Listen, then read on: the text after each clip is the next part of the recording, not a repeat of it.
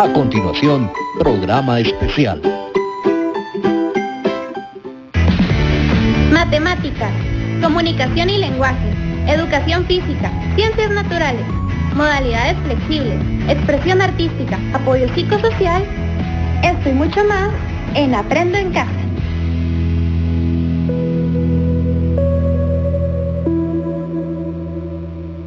Bienvenidos a Aprendo en Casa. Yo ya estoy listo para aprender, espero que ustedes también. Y no te olvides de ingresar a nuestro portal de internet para reforzar todo lo aprendido dentro del programa.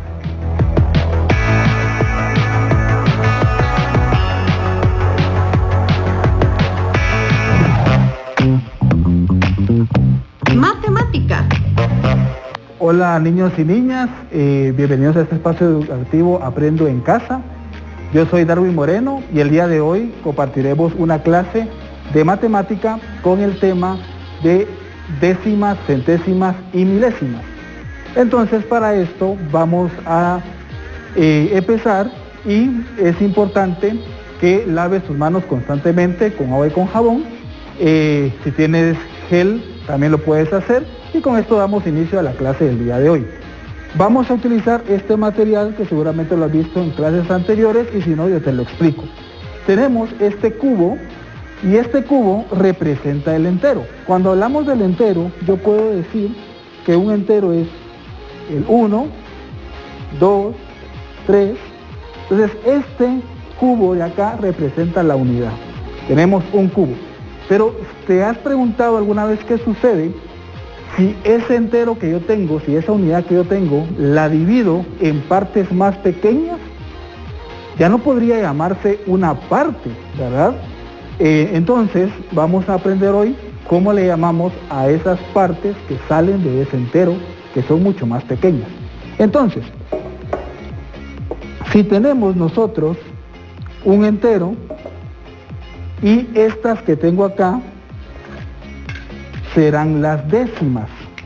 Esta es una décima, 2 décimas, 3 décimas, 4 décimas, 5 décimas, 6 décimas, 7 décimas, 8 décimas, 9 décimas y 10 décimas. Mira lo que ocurrió. Al contar 10 décimas, y si lo coloco a la par del entero, ¿qué observas? Así es, observamos que tanto el entero como las 10 décimas son lo mismo, solo que las representaciones son diferentes. Aquí tenemos 10 décimas. 10 décimas quiere decir 10 partes de ¿cuántas? 10 partes de 10. Y esto lo podemos representar en fracción. Vamos a quitar todas estas y vamos a comenzar con la primera. Yo tengo una décima. Esto es una parte de ¿cuántas? De 10. Entonces lo puedo representar escribir como fracción. Un décimo. ¿Por qué un décimo? Porque es una parte de 10. Y en decimales yo tengo 0.1. ¿Por qué 1? Porque si recordamos la tabla de valor posicional, después del punto hacia la derecha, tenemos en la primera casilla las décimas, en la segunda de izquierda a derecha centésimas y la tercera las milésimas. En este caso, este 1 está en la posición de las décimas. Entonces yo ahí representé una décima. Pero voy a agregar otras dos. Ahí tengo 3 décimas, lo voy a escribir en fracción. 3 décimas. Y esto va a ser igual a 0.3. ¿Por qué? Porque tengo 3 partes de 10. Voy a agregar otras dos. 5 décimas. Mentalmente creo que tú ya tienes la respuesta. 5 décimas sería igual a 0.5. ¿Por qué? Porque el 5 se encuentra en la posición de las décimas. Pero, ¿de dónde sale esa escritura en decimal? Si tienes en casa una calculadora, puede ser una calculadora de teléfono celular o la que tengas al alcance, vas a dividir en la calculadora 1 dividido 10. Esto te tendría que dar 0.1, una décima. Haz lo mismo con 3 décimos, 3 dividido 10. ¿Cuánto te da? 0.3, que es igual a 3 décimas. 5 dividido 10 es igual a 0.5, que esto es igual a 5 décimas. Y así podríamos hacer el ejercicio con todas las décimas hasta llegar a 10. Pero mira lo que ocurre acá. 10 décimas o 10 décimos, esto es igual a ¿cuántos enteros? A 1. ¿Y cómo lo sé? Al ponerlo otra vez a la par del cubo, entonces tengo que es lo mismo, que representan lo mismo.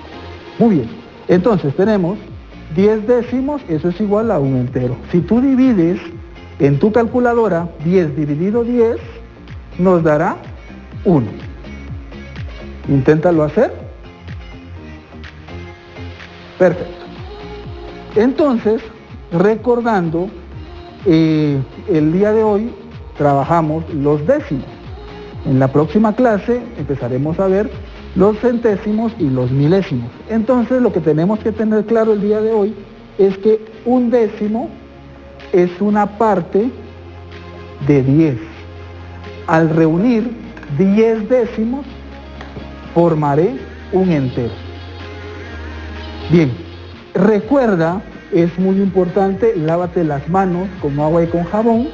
Es importante también que todo lo que hagamos lo vayas archivando en tu cuaderno o en tu cartapacio de Aprendo en Casa. Y espero que te haya gustado. Es importante que practiques la escritura de un número decimal, tanto en fracción como en número decimal. Esto es todo y nos vemos en una próxima clase. Recuerda quedarte en casa porque juntos saldremos adelante. Comunicación y lenguaje. La literatura es el arte de la palabra. Bienvenidos al segmento de comunicación y lenguaje. Hoy nos acompaña Pablo Salvatierra. Profe, un placer tenerlo por acá. ¿Qué vamos a ver hoy? Bienvenidos nuevamente, un gusto nuevamente, André. Hoy vamos a ver un tema acerca de lengua y literatura. Vamos a discutir un poco, conversar acerca de qué es la literatura. Y para comenzar, les pregunto en casa y también a ti, ¿por qué creen que es importante o por qué estudiar la literatura? Bueno, estudiar la literatura es el arte de apreciar la lectura, por decirlo así, es leer, y creo que el leer nos ayuda en muchos ámbitos de nuestra vida a ampliar nuestro vocabulario y también a ampliar también nuestros conocimientos. Muy bien, entonces mantengan esta pregunta en su cabeza. Vamos a discutir algunas situaciones, algunos tópicos acerca de la literatura y luego te volveré a preguntar para verificar si ya tienes un conocimiento más amplio por qué hay que estudiar la literatura. Ok, perfecto. Esto está basado en información del libro Las Palabras y los Hechos de Mario Roberto Morales, un gran escritor nacional que ha sido Premio Nacional de Literatura, y él nos propone estudiar la literatura o preguntarnos acerca de la literatura desde 4 situaciones. ¿Qué es la literatura? ¿Por qué existe la literatura? ¿Qué utilidad ha tenido a lo largo de la historia la literatura y cuál es su situación actual? Entonces, para empezar, ¿qué es literatura? Como bien empezaste el segmento, dijiste la literatura es el arte por medio de la letra. Y literatura eso significa el arte por medio de la letra, pero va un poco más allá. La literatura es un registro. Cuando te digo registro, ¿qué se te viene a la mente? Bueno, registro como tal vez algo que queda plasmado en algo, pues ya sea virtualmente o escrito, por decirlo así. Entonces, en ese sentido, podemos hablar que la literatura es todo aquello que ha quedado registrado, valga la redundancia, ya sea por medio escrito, visual u oral de una sociedad. Entonces es esa grabación que ha hecho el ser humano a lo largo de toda la historia por medio de sus recursos verbales o no verbales.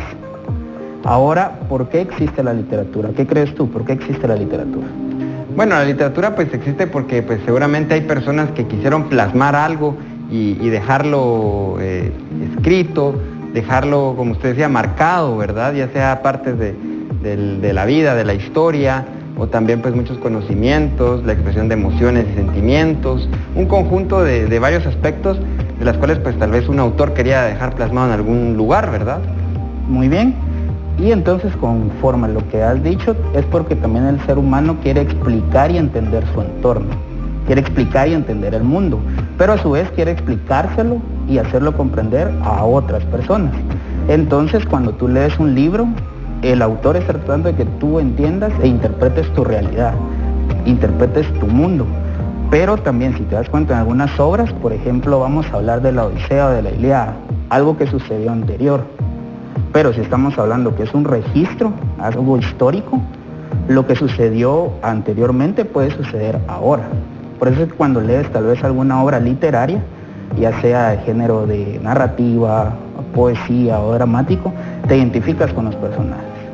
Porque en cierta forma lo que sucedió en ese momento sigue sucediendo ahora. Tal vez no es el mismo contexto social, no es el mismo tiempo, la misma época, pero el ser humano en cuanto a sus sentimientos, sus pensamientos, su forma de actuar, sigue siendo la misma, sigue manteniendo esa esencia. Y ahí entra la importancia de la interpretación, ¿verdad? Cómo alguien pues, puede interpretar ese mensaje que nos quieren dar y cómo adaptarlo al tiempo actual, ¿verdad? Como usted decía, posiblemente cuando leemos alguna historia o algo de hace muchos años, pues no es que sean los mismos tiempos, pero puede existir el mismo problema o el mismo desenlace, ¿verdad? Que nosotros adaptamos a la actualidad. Así es. Entonces ya hemos determinado que es literatura, es ese registro por medio de la palabra de las actividades o la historia del ser humano. ¿Por qué existe la literatura? Porque si bien entonces quiere registrar la vida humana, el ser humano, lo ha necesitado para interpretar y explicar su entorno. Ahora, ¿cuál crees tú que es la utilidad histórica? ¿Para qué sirve en la historia la literatura? Bueno, en la historia muchas veces para dejar plasmados sucesos importantes o explicaciones de sucesos que en algún momento pues marcaron la historia, por decirlo así. Entonces es importante ir dejando ese registro para que pues las siguientes generaciones vayan quedándose con esa información valiosa que va de generación en generación, ¿verdad? Muy bien, tienes un elemento aquí importante, dices de generación en generación. También cuando lees algún libro, ¿en qué idioma lo lees? En español, o en inglés posiblemente. Cuando tienes ambas lenguas. ¿Y estos idiomas qué forman? Un idioma. Forma del idioma. ¿Y quiénes comparten el idioma?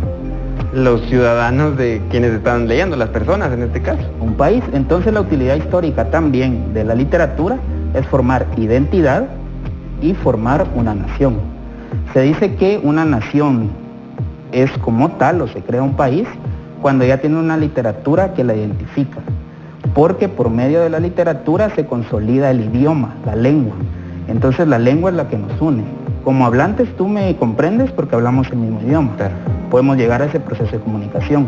Lo mismo sucede con la literatura, establece ese idioma. Entonces históricamente ha servido para fomentar la identidad y un país, el idioma, la nación que se traslada a la lengua. Entonces define la cultura y el idioma. Por ejemplo acá, las sociedades o las civilizaciones como los mayas, los incas, tuvieron también la evolución de su idioma por medio de jeroglíficos. Por eso lo podemos ver más adelante. Y luego la situación actual. ¿Cómo ves tú la situación actual de la literatura? ¿Crees que se lee más, se lee menos?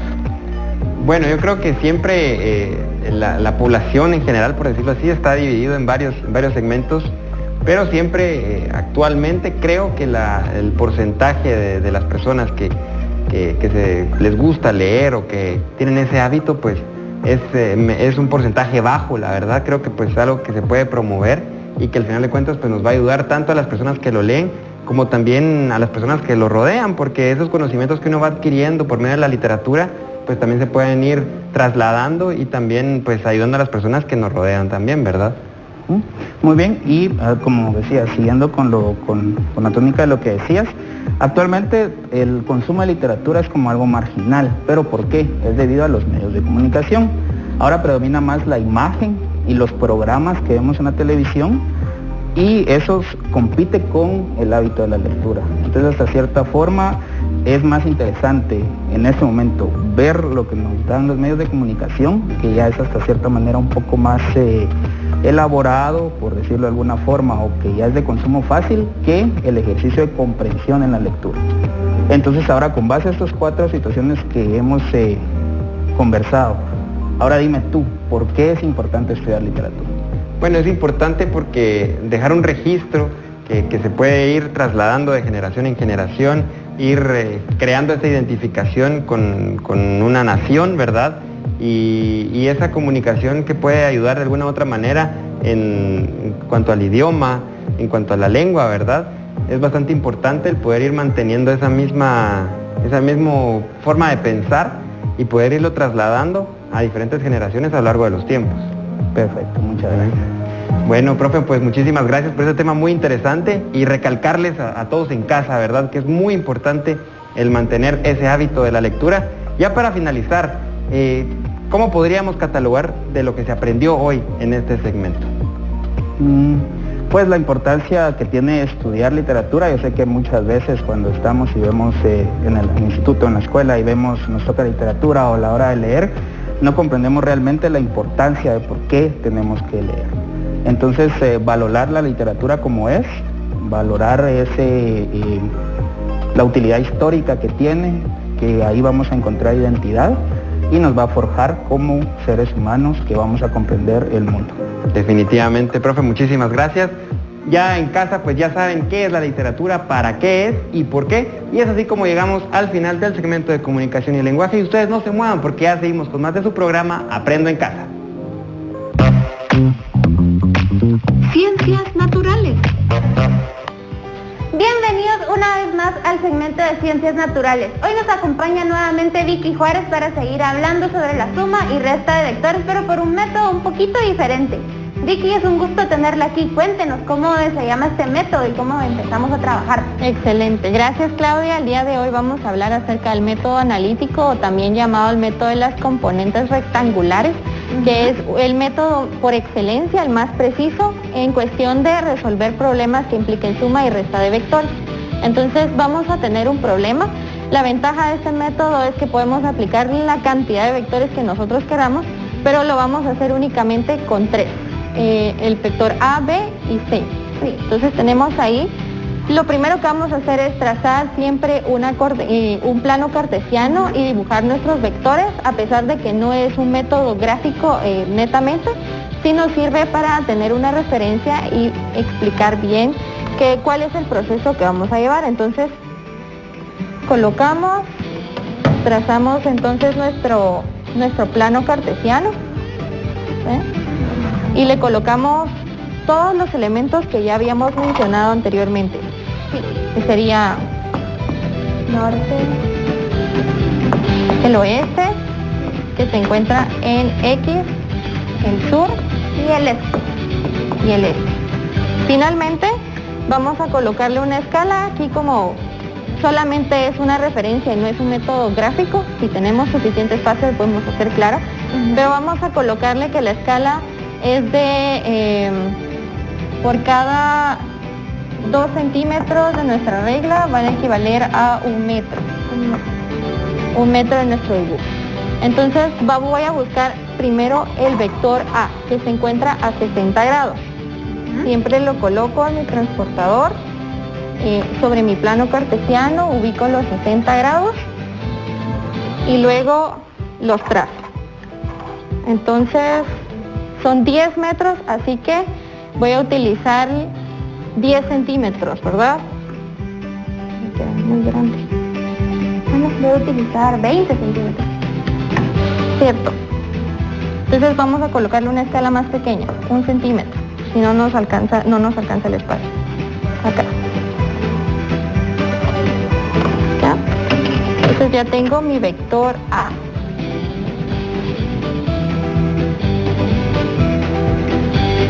Este es el vector A. Ahora voy a buscar el vector B. El vector B se encuentra a 1.8 metros partiendo del oeste hacia el norte. Bueno, 30 grados.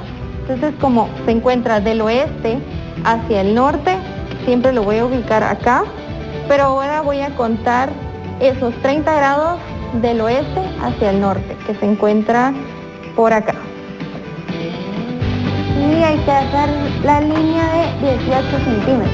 Excelente. Son 18 centímetros. No me alcanza el espacio.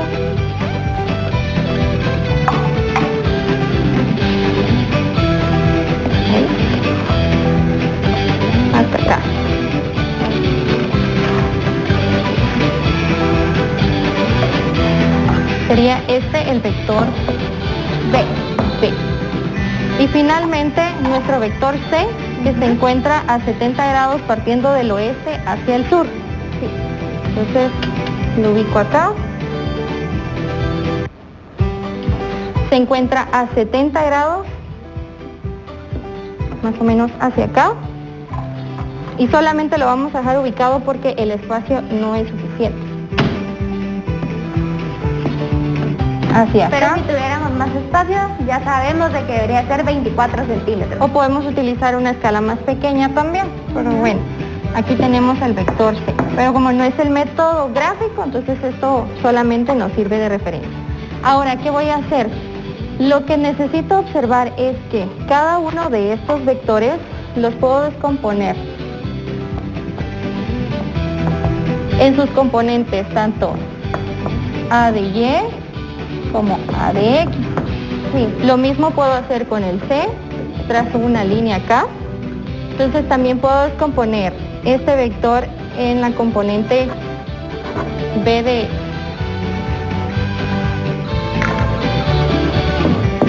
X y de Y. B de X y B de Y. Y lo mismo me va a suceder con C. Puedo descomponerla en un C de Y y también en un C de X. ¿Sí? Y voy a utilizar las funciones trigonométricas para observar esto. Entonces necesito encontrar los valores de cada uno de esos catetos. Hagámoslo para A primero. ¿Sí? Lo vamos a hacer para el vector A primero. Observo primero el triángulo que se me está dando. El ángulo de referencia es este, 60 grados. Y lo que voy a hacer es, necesito encontrar A de X. Para A de X utilizo la magnitud de A. ¿Por qué función trigonométrica? Si necesito encontrar el cateto adyacente. Usaría coseno. Excelente.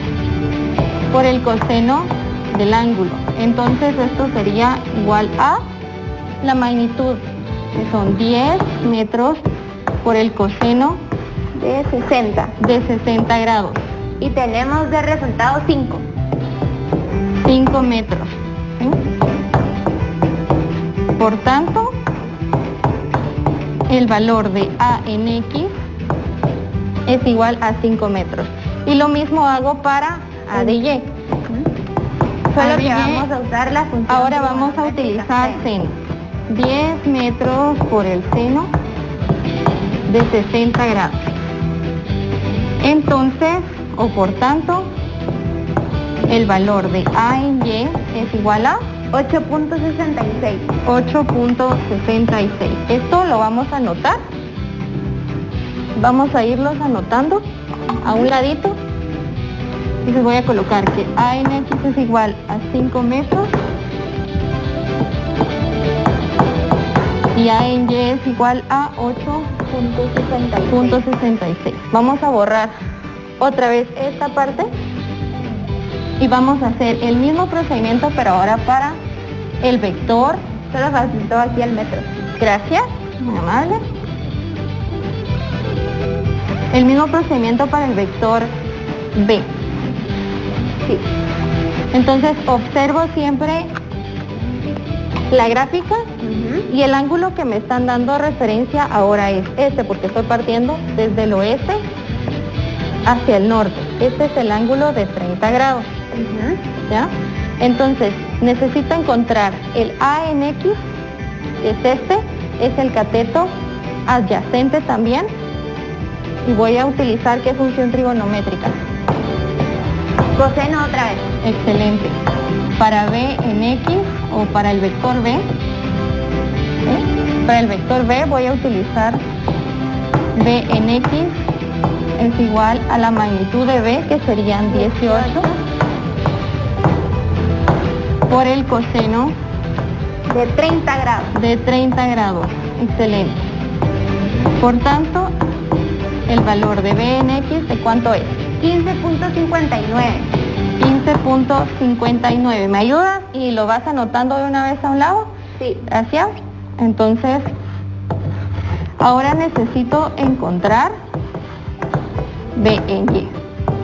Observo que este ahora es el cateto opuesto, por lo tanto utilizo la función trigonométrica seno 18 metros por el seno de 30. Lo puedes meter a la calculadora, por favor, y me indicas cuál es el valor. Sí. Es de 9. 9 metros. Excelente. Ya tenemos ahora los valores de A en X, A y B en X, A en Y y B en Y. Ahora necesito encontrar ese valor para el vector C. Voy a borrar nuevamente acá.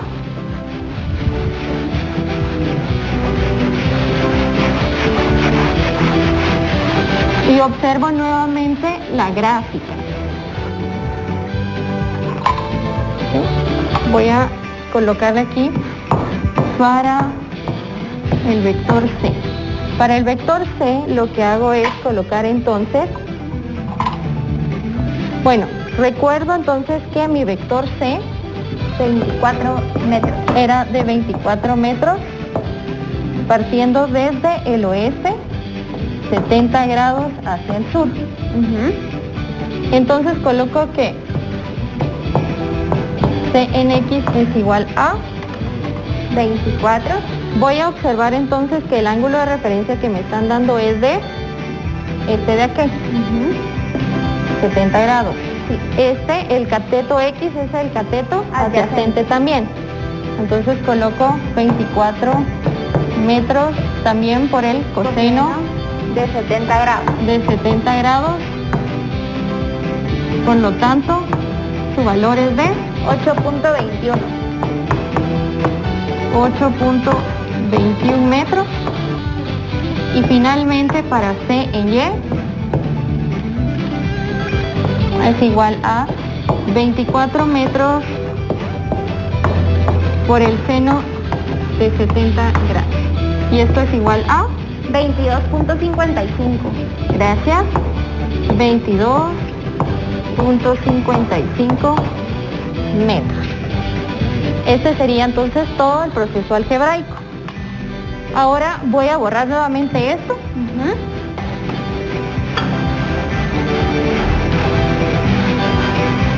Muy bien, ya que hemos entonces calculado y descompuesto cada uno de los vectores en sus respectivas componentes, tanto para X como para Y, vamos a hacer una tablita donde vamos a colocar para el vector A su componente en X y su componente en Y, para el vector B su componente en X y su componente en Y, y para el vector C su componente en X y su componente en Y. Pero antes de eso vamos a hacer un análisis. Recordemos que teníamos nuestro plano cartesiano. Entonces el vector A iba más o menos en esa dirección, no importa que no sea tan exacto en ese momento. El vector B se encontraba más o menos en esta dirección y el vector C se encontraba hacia esta dirección. Entonces necesito que observemos lo siguiente. El vector A se encuentra en el eje X positivo y en el eje Y positivo, así que ambas magnitudes van a ser positivas. El vector B se encuentra en el eje X negativo, que le voy a colocar acá un signo menos, y en el eje Y se encuentra en el positivo, así que lo dejo así. Y para el vector C se encuentra en el eje X negativo y también en Y. Ahora sí, voy a entonces a efectuar una sumatoria para X y para Y. Y voy a establecer entonces que la sumatoria de X y la sumatoria de Y van a ser igual a, en X nos queda menos 18.79. Menos 18.79 metros. Y en Y. En Y nos queda menos 4.89 metros. Menos 4.89 metros. Ya que tengo entonces estas dos magnitudes que hice y descompuse algebraicamente, ahora voy a encontrar finalmente el módulo o la magnitud de nuestro vector resultante. Entonces, para encontrar la magnitud del vector resultante voy a utilizar el teorema de Pitágoras y voy a establecer que la sumatoria de X al cuadrado más la sumatoria de Y al cuadrado dentro de una raíz cuadrada va a ser equivalente a la magnitud de ese vector resultante. Entonces, solamente los voy a meter dentro de mi calculadora. Sería menos 18.79 metros al cuadrado más 4.89 menos 4.89 al cuadrado también. Ajá. Metros al cuadrado. Y todo en una raíz cuadrada gigante. Y el resultado sería de 19.42. Ahora sí, entonces la magnitud va a ser igual a 19.42 metros. Esa es la magnitud de mi vector. Ahora necesito encontrar su dirección. Para encontrar la dirección voy a utilizar la función de el ángulo es igual a la tangente inversa de la sumatoria en y dividido la sumatoria en x. Entonces el ángulo va a ser igual a la tangente inversa de menos, 18.49, que al final este signo menos se va a eliminar. Entonces coloco acá que el ángulo es igual a la tangente inversa de menos 18.79 dividido menos 4.89 metros, que al final se cancela. Recuerden en casa que para hacer la tangente negativa tienen que apachar el botón de Shift y tangente. Y no se les olvide meter los dos signos negativos. Entonces nos quedaría que el ángulo es de 75.41 grados. 75.41 grados. Y entonces este sería todo mi procedimiento matemático. Ya encontré el vector resultante con su magnitud y su ángulo de inclinación. Y eso es todo. Muchas gracias, Vicky, por habernos enseñado una alternativa más de cómo hacer suma y resta de vectores y descubrir tantas cosas, ¿verdad? Yo la voy a invitar a que nos desinfectemos las manos.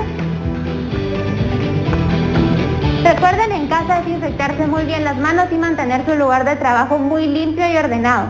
Recuerden que es momento de quedarnos en casa y que juntos saldremos adelante. Apoyo psicosocial.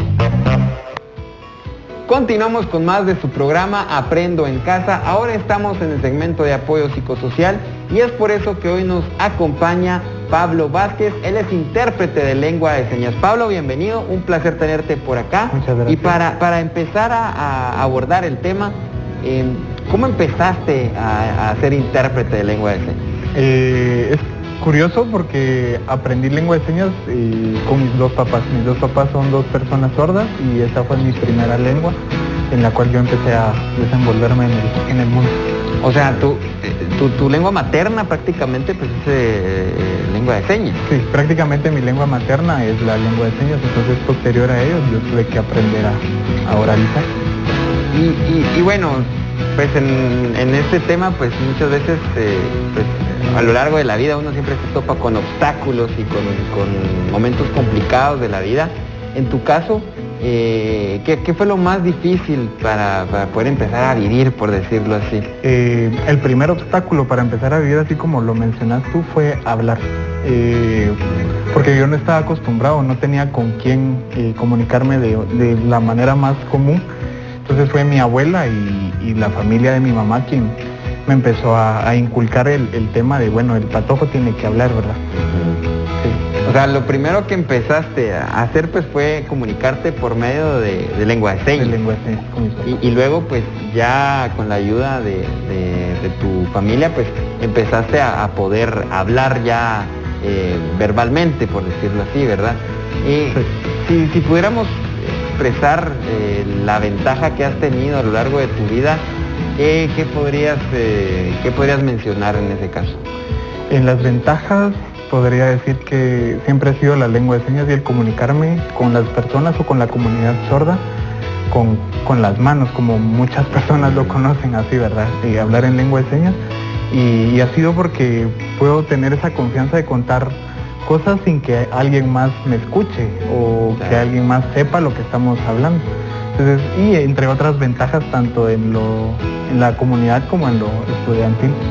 Bueno, y sabemos que los estereotipos que la sociedad tiene sobre las personas sordas, pues es un tema algo difícil, ¿verdad? ¿Qué adversidades has tenido y qué situaciones pues has ido superando poco a poco hasta la fecha, por decirlo así? Los estigmas y los más comunes son, siempre ha sido de pequeño, por ejemplo, mira, ¿y tus papás por qué no escuchan? ¿O qué tienen tus papás?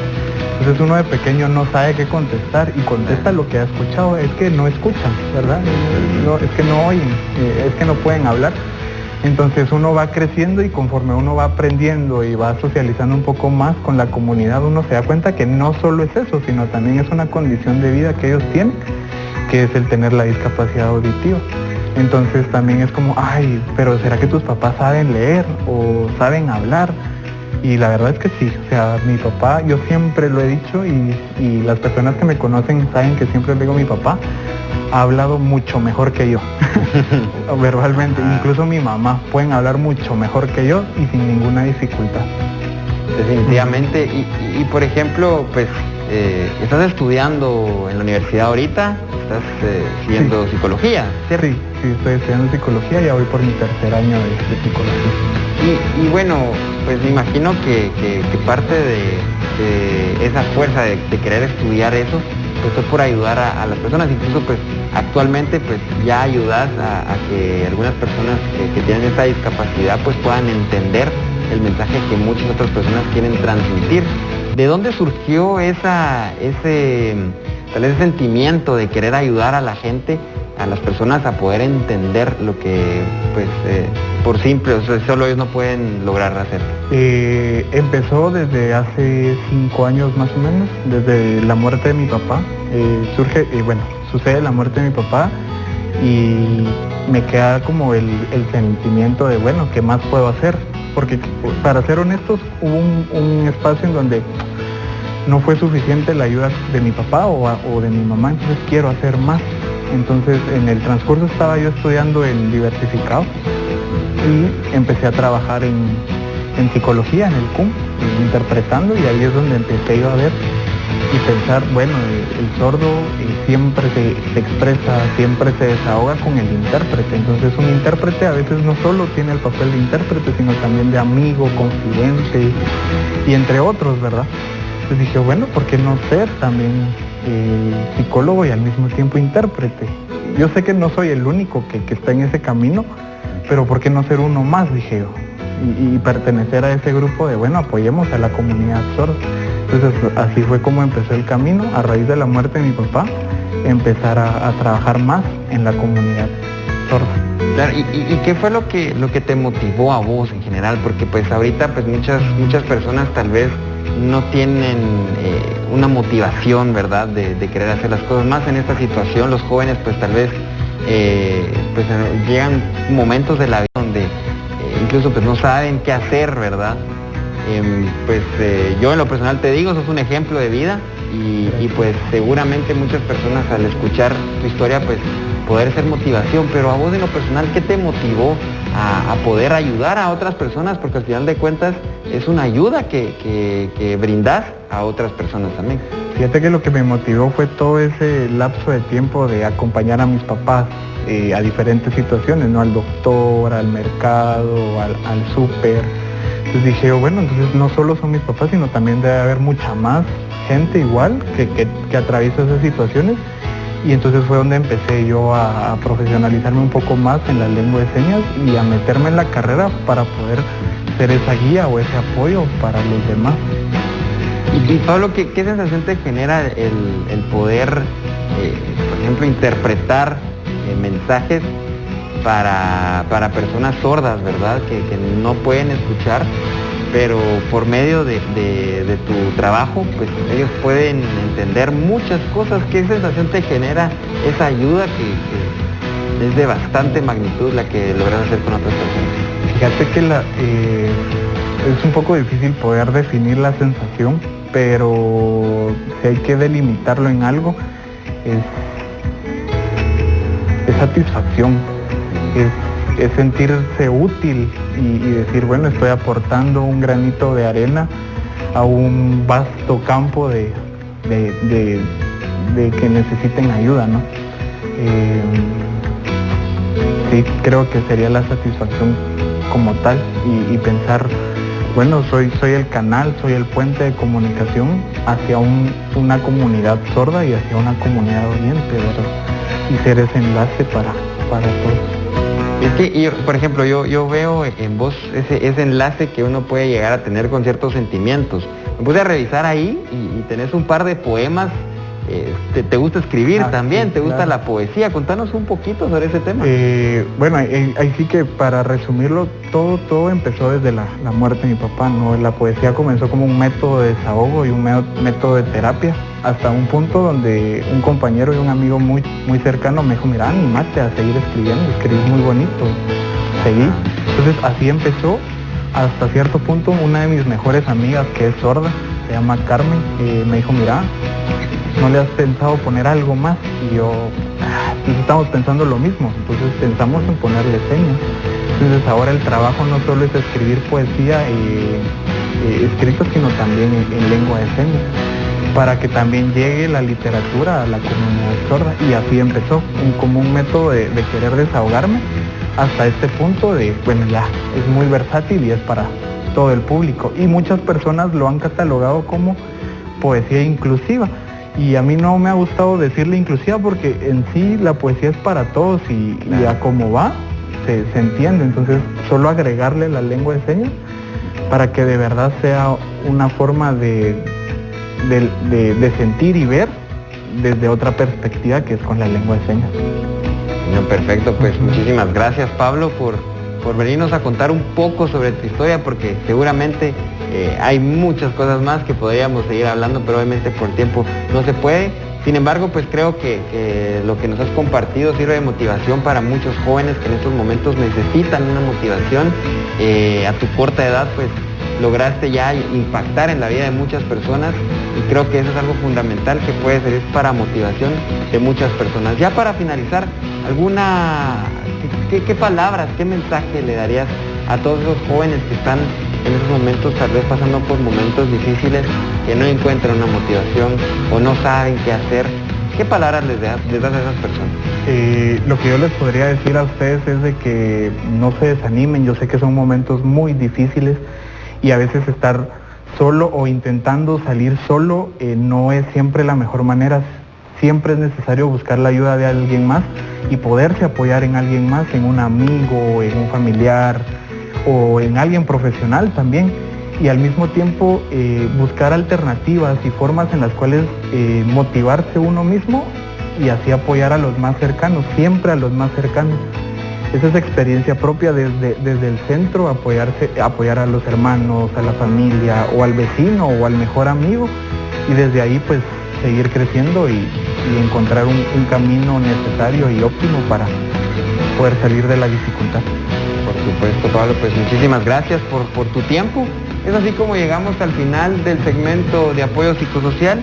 Y ya para finalizar, por favor, porque recordemos que ante cualquier actividad pues es muy importante lavarse las manos constantemente y pues también utilizar su mascarilla, tratar de guardar ese distanciamiento que debemos tener. Si no tienen necesidad de salir de casa, no lo hagan, por favor. Recuerden quedarse en casa y que juntos saldremos adelante. Educación física. Bien, chicos, bienvenidos una vez más a tu programa Aprende en Casa.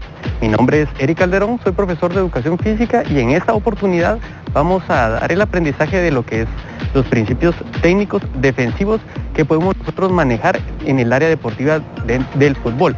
Pero antes siempre vamos a desarrollar un calentamiento previo, que esto nos va a impulsar lo que es la parte principal o la esencia de lo que es la clase, siempre evitar las lesiones.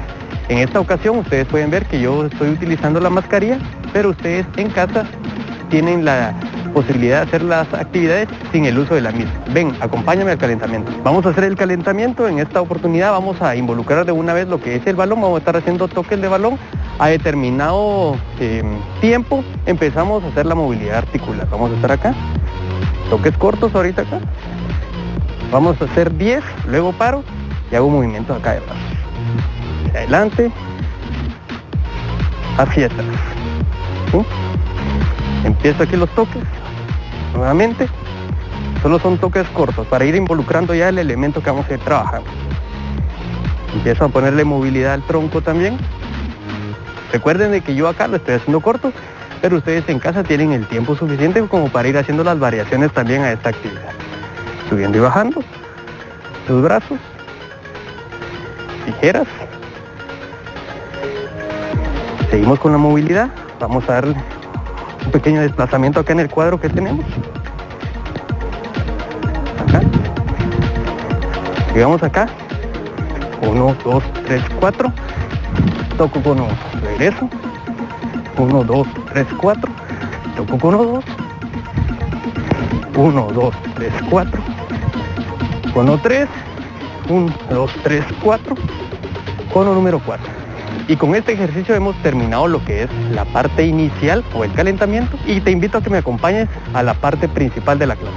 Bien, iniciamos en lo que es la actividad número 1 en esta secuencia de clases y vamos a aprender lo que es la acción técnica defensiva. En este caso va a ser el pressing. Recuerden que el objetivo del pressing es posicionar al jugador en una situación en donde cuando él ya tenga posesión del balón se sienta imposibilitado de hacer el transcurso o el desplazamiento de manera ofensiva y pueda regresar el balón a su jugador o en este caso a su compañero. Entonces eso es lo que se trata del pressing, ¿sí? Impedir el movimiento o desplazamiento hacia adelante. Bueno, empezamos entonces.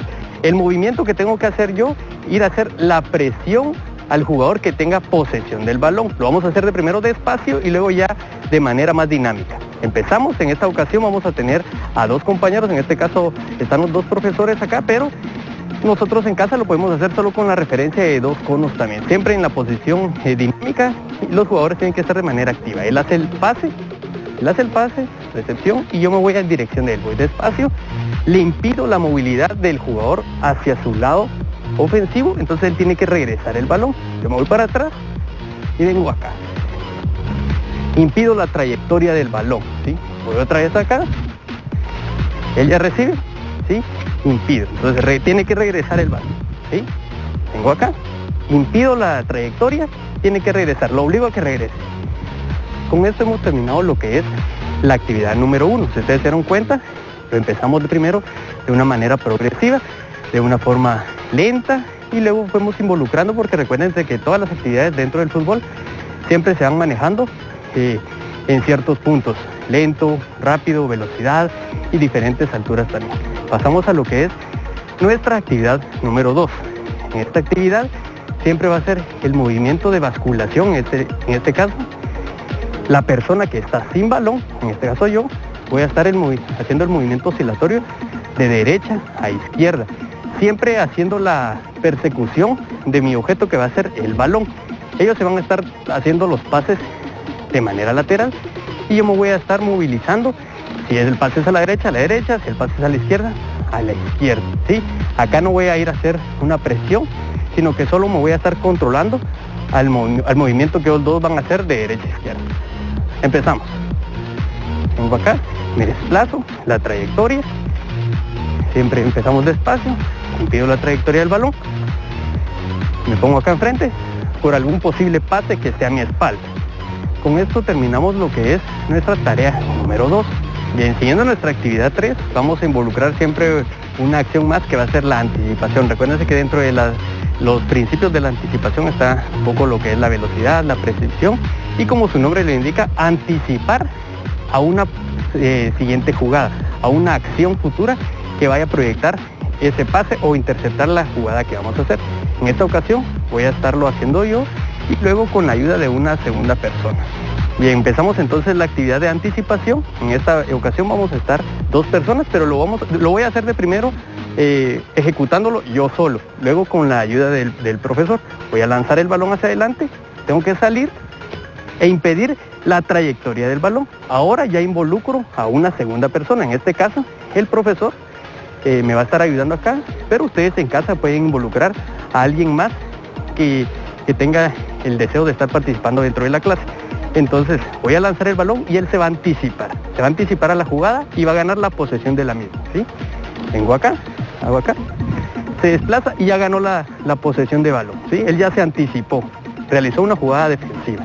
Regreso una vez más, él regresa a su posición, lanza el balón se anticipa, ¿sí? Él puede agarrar lado derecho, puede hacer un pase, o bien puede tener la cobertura del balón. Con esto hemos terminado lo que es la secuencia de clase, en esto de lo que son los principios defensivos en el área de la habilidad técnica del fútbol.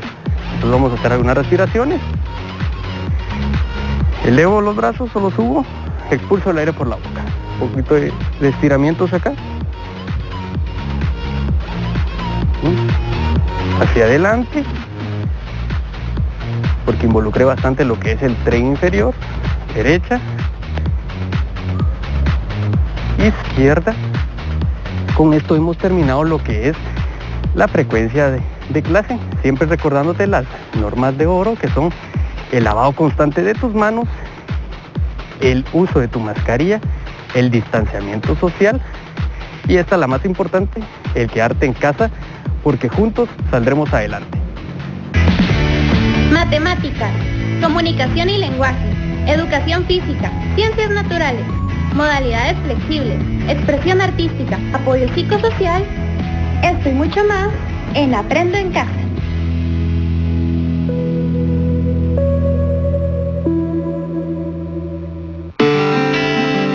Los niños de Guatemala tienen un buen futuro, porque los papás estamos cuidando muy bien de ellos. Por eso, hazle caso a tus papás. No salgas de casa para no enfermarte y lávate las manos con agua y jabón frecuentemente. Ministerio de Educación, Gobierno de Guatemala. Canal 13, en un apoyo al Ministerio de Educación por la emergencia del COVID-19, presentó Aprendo en Casa.